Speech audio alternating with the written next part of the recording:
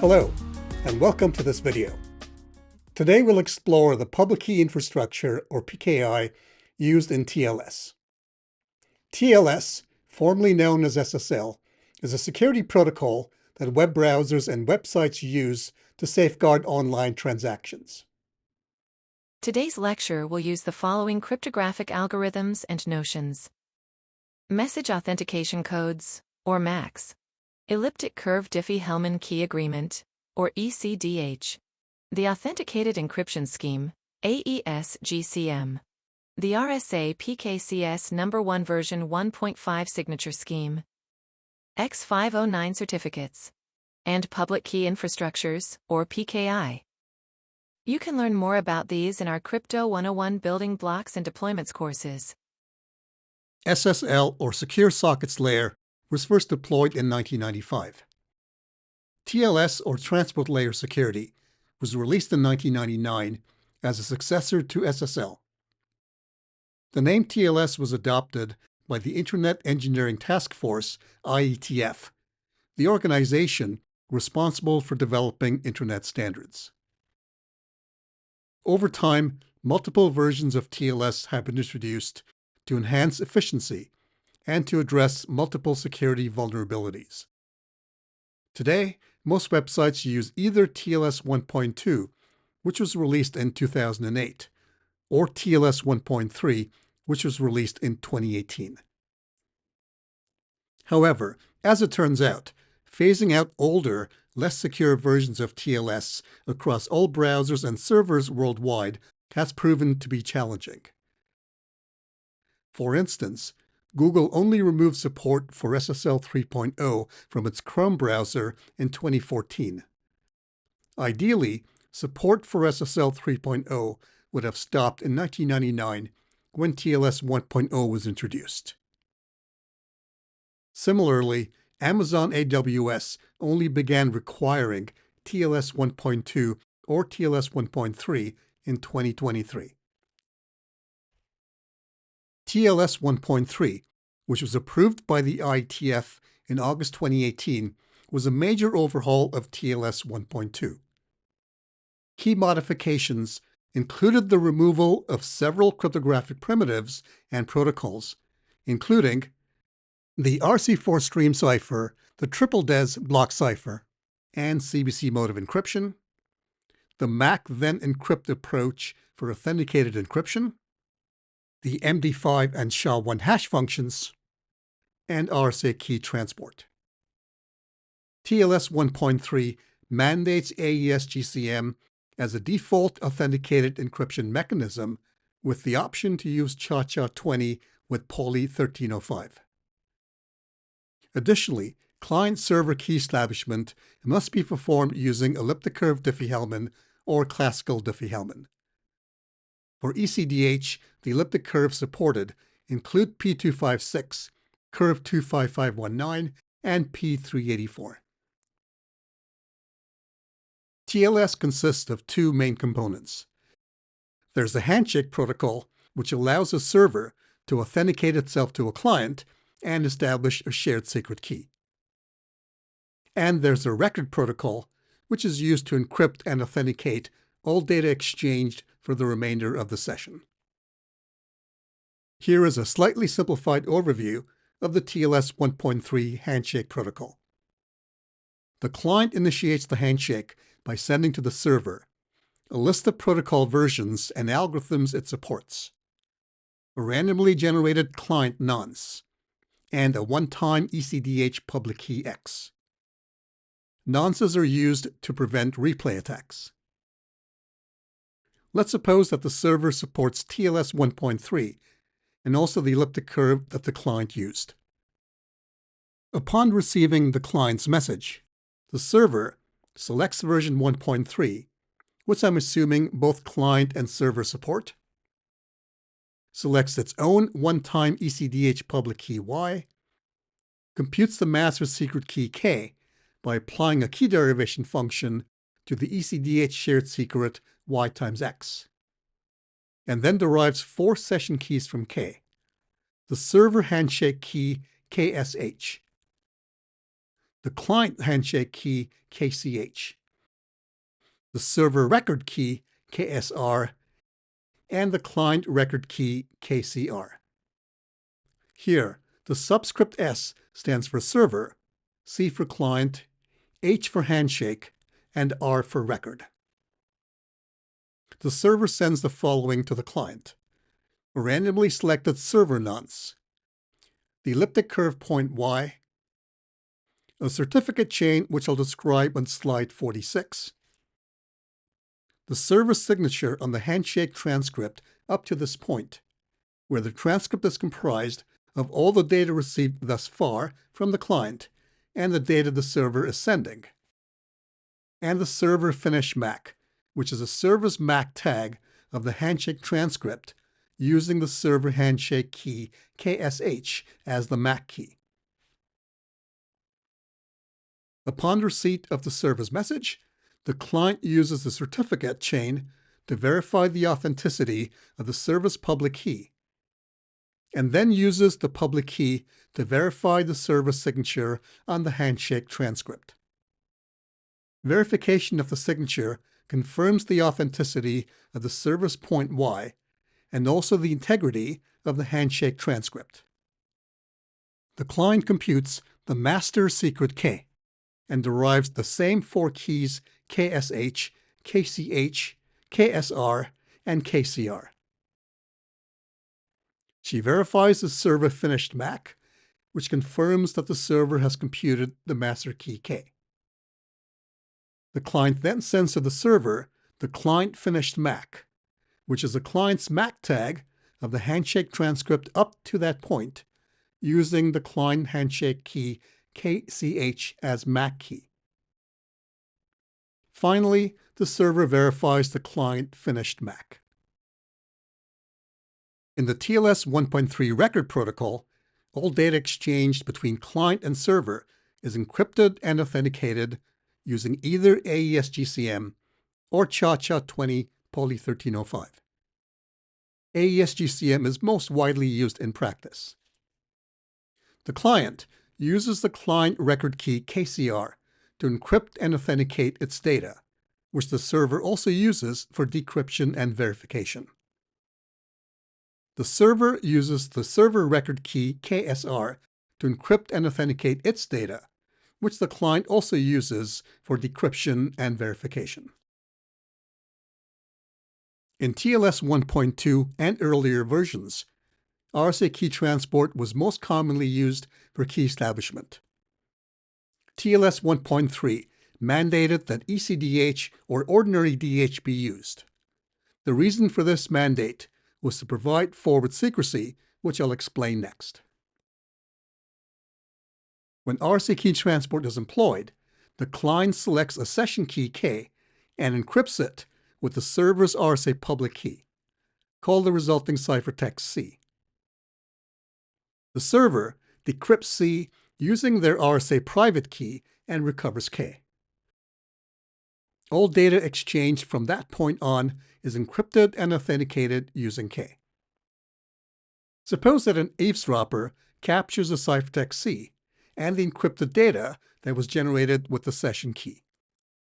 Suppose that at a future point in time, the eavesdropper, which could be law enforcement or a nation state, wishes to decrypt the encrypted data.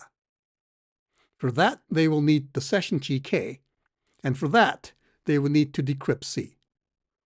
Presumably, they can't decrypt C themselves, since they don't know the server's RSA private key. If the eavesdropper is able to break into the server's machines and learn their RSA private key, then the eavesdropper is able to decrypt C and thus recover K and the data that was encrypted with K. Alternatively, instead of breaking into the server's machine, a law enforcement agent, perhaps armed with a court order, could demand that the server hand over their RSA private key. In this way, law enforcement might be able to decrypt the encrypted data a long time after the client sent the data to the server. Thus, TLS does not provide forward secrecy. ECDH can be used instead of RSA encryption to establish the session key in a manner that provides forward secrecy. ECDH provides forward secrecy by ensuring that past communications remain secure. Recall that the client and server use ECDH to establish a shared master secret key. After the ECDH exchange, both Alice and Bob delete their ECDH private keys x and y. They derive session keys from K to authenticate and encrypt their communications for the remainder of the session. At the end of the session, they delete the master secret K and all the session keys. Now, suppose that an eavesdropper, such as law enforcement, has recorded the messages exchanged and wishes to decrypt the ciphertext. To decrypt the data, law enforcement would need the relevant decryption key.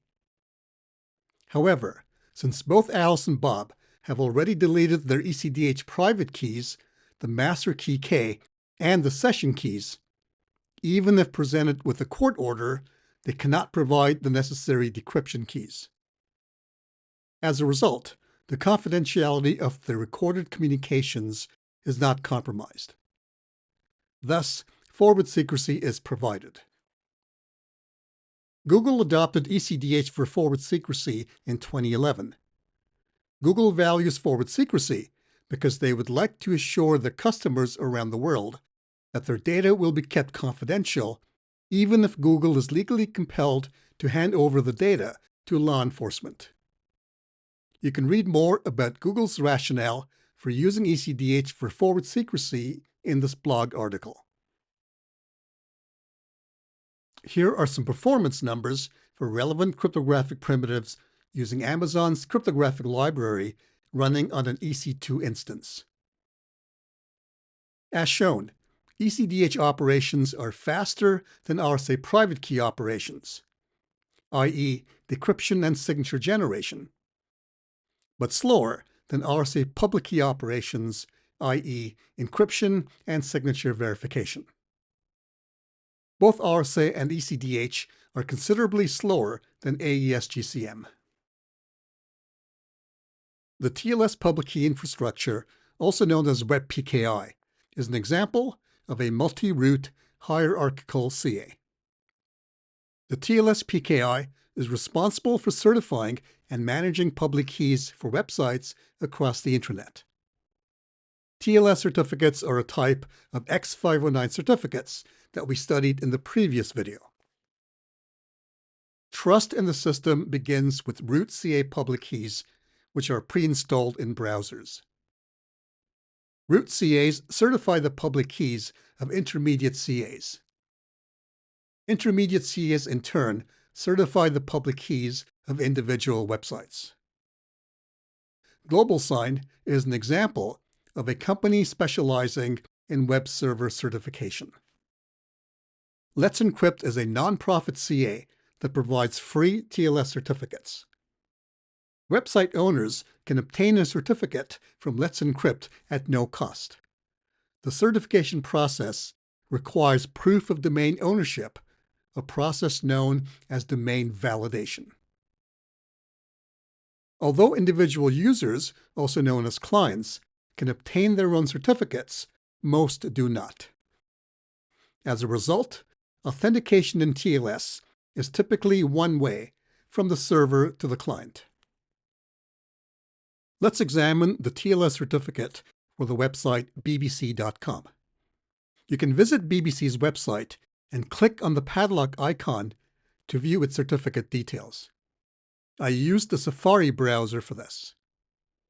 If you're using the Chrome browser, click on the tune icon, then the padlock.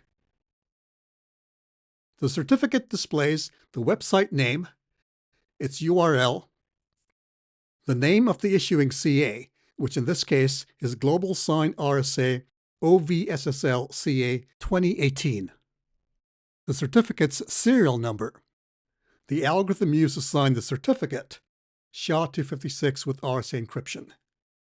The signing algorithm is actually RSA PKCS number 1, version 1.5 signing, with the SHA-256 hash function, but for reasons I don't know, is incorrectly described as RSA encryption. The certificate's validity period, BBC's public key consisting of the RSA public modulus, this 2048-bit modulus shown in hexadecimal, and the encryption exponent e equals 2 to the 16 plus 1, and the issuing CA's 2048-bit RSA signature on the certificate. You can also inspect the certificate for BBC's intermediate CA, namely GlobalSign RSA OVSSL CA, and the certificate of its root CA, namely GlobalSign. When a client, let's call her Alice, visits BBC's website, which I'll call Bob, 3 RSA key pairs come into play. BBC's RSA public key, NBEB, and the private key, DB. The public key is certified by BBC's intermediate CA, which we'll refer to as GlobalSign ICA. The second key pair is Global ICA's RSA public key, NIEI, and its private key, DI. The intermediate CA's public key is certified by the root CA, GlobalSign. And the third key pair is GlobalSign's RSA public key, NGEG, and its private key, DG. GlobalSign's public key is certified by itself, so it is self-signed and pre-installed in all browsers. A self-signed certificate is useful because it authenticates some important details about the root CA's public key, such as its validity period. Trust in the system begins with self-certified root CA public keys that are pre-installed in browsers. In this example, the intermediate CA and the root CA are operated by the same company, GlobalSign. When Alice visits bbc.com, BBC sends Alice the following: BBC certificate, which contains BBC's name, its RSA public key NBEB, and the intermediate CA's RSA signature S1 on this data. It also sends the intermediate CA certificate, which contains GlobalSign ICA's name, its RSA public key NIEI, and the root CA's RSA signature S2 on this data.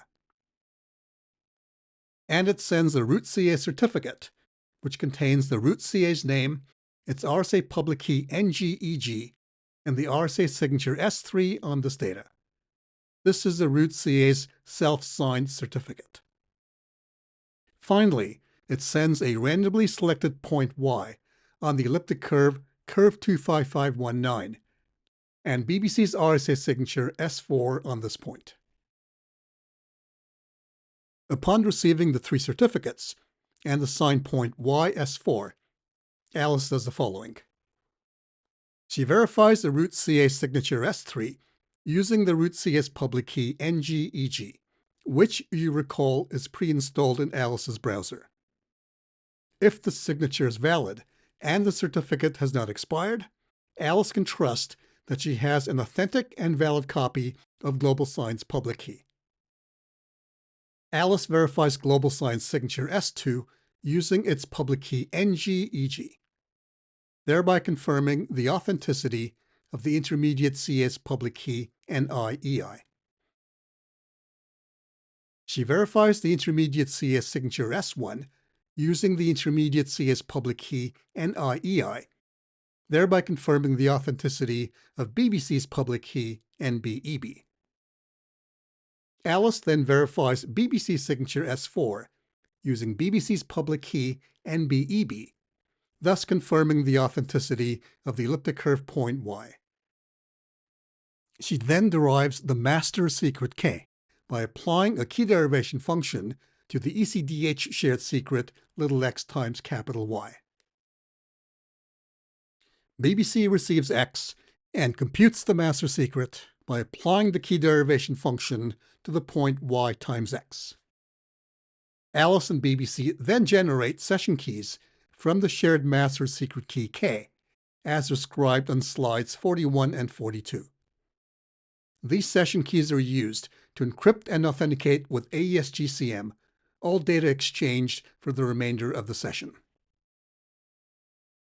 If you're using the Chrome browser, you can check details about the secure connection by clicking on the ellipsis in your browser header, then selecting More Tools, followed by Developer Tools, and then navigating to the Security tab.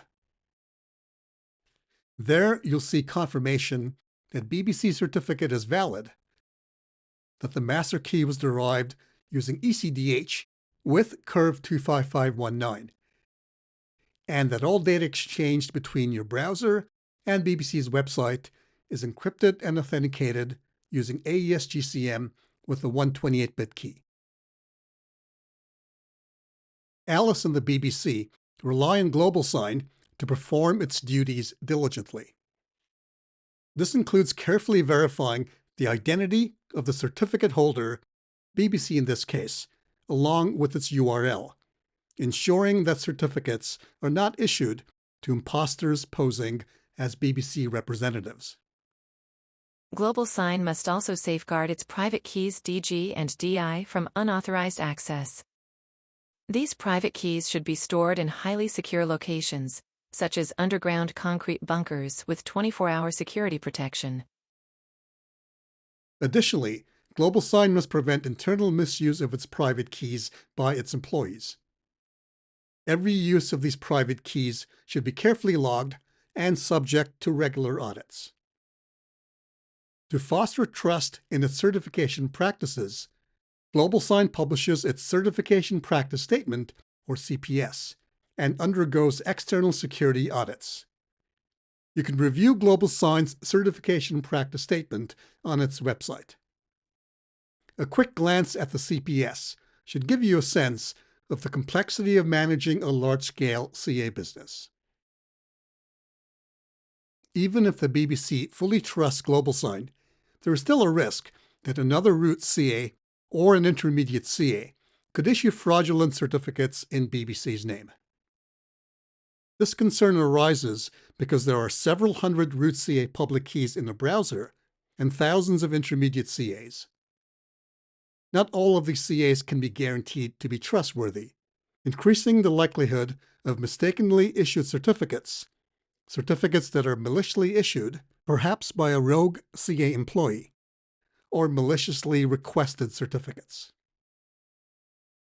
To mitigate the risk of fraudulent certificates, the CA Browser Forum, CAB, establishes and maintains industry guidelines for certificate issuance and management. Also, Mozilla manages the Common CA Database, a centralized repository of information that tracks information about CAs whose root and intermediate certificates are included in browsers. Over the past decade, there have been multiple instances of CA breaches. One of the most well-known breach being the DigiNotar incident. DigiNotar, a Netherlands-based CA, had its root CA public key embedded in all major browsers.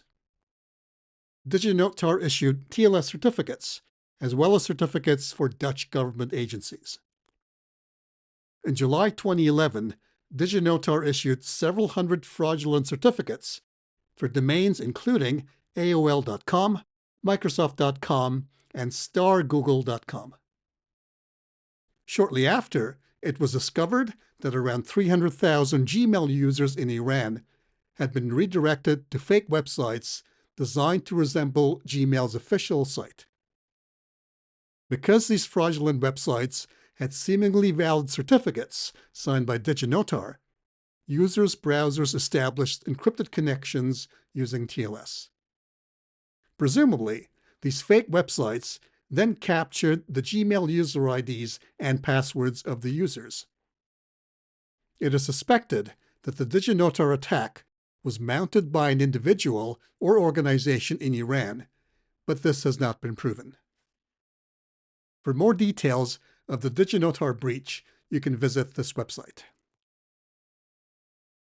In 2014, Google discovered that an intermediate CA, CANIC, which stands for National Informatics Centre India, had issued unauthorized certificates for multiple Google domains. In 2015, Google discovered that the root CA CNNIC, which stands for China Internet Network Information Center, had issued an intermediate CA certificate to the Egyptian company MCS Holdings. This company, in turn, issued fraudulent certificates for several hundred Google domains. In 2016, it was discovered that the Chinese root CA GlobalSign had issued fraudulent certificates for several domains, including GitHub and Alibaba.